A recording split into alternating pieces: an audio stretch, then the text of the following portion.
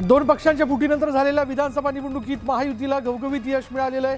या निवडणुकीच्या निकालानं खरी शिवसेना आणि खरी राष्ट्रवादी कोणाची यावर जनतेनं शिक्कामोर्तब केल्याचं महायुतीच्या नेत्यांनी म्हटलेलं आहे। अशातच खरी शिवसेना आणि खरी राष्ट्रवादी कोणती या प्रश्नावर एकनाथ शिंदे आणि अजित पवारांमध्ये पत्रकार परिषदेमध्ये जुगलबंदी रंगली।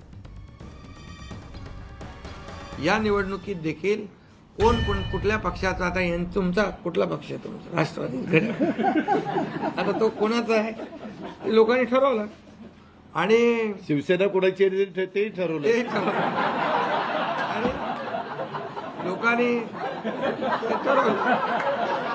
त्यामुळे आता बऱ्याचशा गोष्टी त्या स्पष्ट झालेल्या आहेत। तर विधानसभा निवडणुकीत महायुतीनं जोरदार कामगिरी केली। सत्ताधाऱ्यांच्या या लक्षणीय यशात लाडकी बहीण योजनेनं अत्यंत महत्त्वाची भूमिका बजावल्याचं बोललं जात आहे। विविध राज्यात या योजनेनं यश मिळवून दिलंय आणि त्याची पुनरावृत्ती महाराष्ट्रातही पाहायला मिळाली।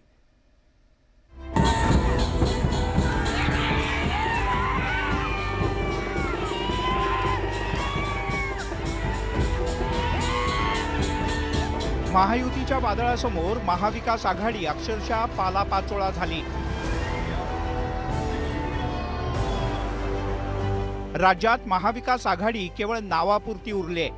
राज्यातल्या जनतेनं सत्ताधाऱ्यांच्या पारड्यात भरभरून मतांचं दान टाकलं आणि पुन्हा एकदा महायुतीच्या हाती राज्याच्या सत्तेची सूत्र दिली। खरं तर लोकसभा निवडणुकीत सत्ताधाऱ्यांची मोठी पिछेहाट झाली होती। त्यामुळे महाविकास आघाडीच्या नेत्यांना विधानसभेत सत्तेचं स्वप्न पडू लागलं, पण जनतेनं विधानसभेत लोकसभेच्या अगदी उलट कौल दिल्याचं पाहायला मिळतंय। सत्ताधाऱ्यांच्या या नेत्रदीपक यशात लाडकी बहीण योजनेची महत्त्वाची भूमिका आहे।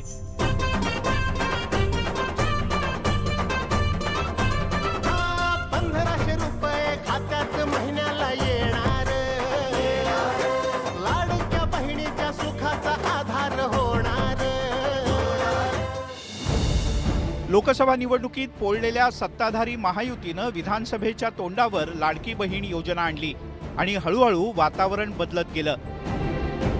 निवडणूक जाहीर होण्यापूर्वी सत्ताधाऱ्यांनी महिला वर्गापर्यंत ही योजना पोहोचवण्यावर भर दिला।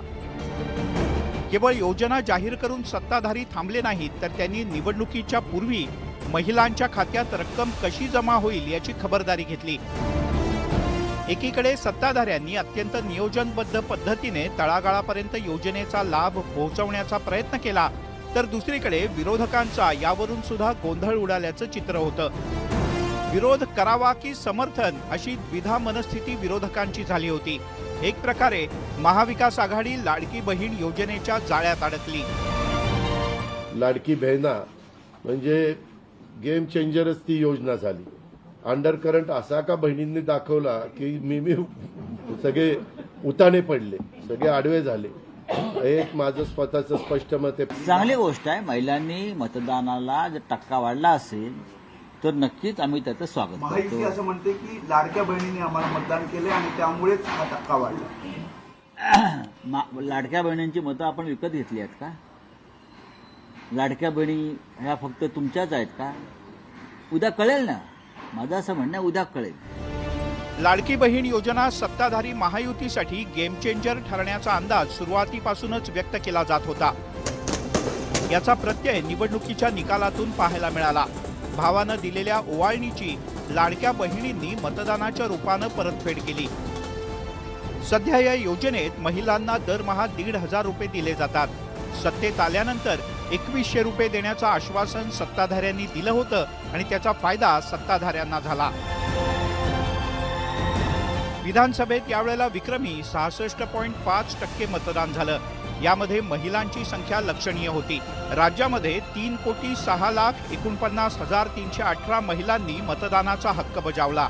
ही संख्या गेल्या वेळेपेक्षा बरीच जास्त आहे। लाडकी बहीण योजनेच्या ट्रॅक रेकॉर्डवर नजर टाकली तर आजवर या योजनेनं विविध राज्यात राजकीय पक्षांच्या सत्तेचा मार्ग सुकर केलाय। मध्य प्रदेशचे माजी मुख्यमंत्री शिवराज सिंह चौहान यांना या योजनेचं जनक मानलं जातं। त्यांनी सगळ्यात आधी ही योजना सुरू केली। गेल्या वर्षी मध्य प्रदेशात या योजनेनं भाजपला पुन्हा घवघवीत यश मिळवून दिलं। यानंतर अनेक राज्यात याच धर्तीवर योजना सुरू झाल्या। कर्नाटकात काँग्रेसनं महालक्ष्मी योजना आणली, त्यासाठी 2000 रुपये देऊ असं सांगितलं गेलं. ओडिसात भाजपनं सुभद्रा योजना जाहीर करत सत्ता काबीज केली. तर पश्चिम बंगालमध्ये ममता बॅनर्जी यांनी लक्ष्मी भंडार योजनेच्या माध्यमातून सत्ता राखण्यात यश मिळवलं. झारखंडमध्ये जेएमएमनं मैया सन्मान योजना आणली, तर तामिळनाडूत डीएमकेनं याच धर्तीवरती मगलीर उरिमाई योजना आणली आणि यश मिळवलं. 1,500 रुपये. महाराष्ट्रात सुद्धा लाडक्या बहिणींनी सत्ताधारी महायुतीला सत्तेची वाट मोकळी करून दिली आहे. 1,500 रुपये महिन्याला. Bureau report, news 18 Lokmat. कौतुक त्यांनी केलं.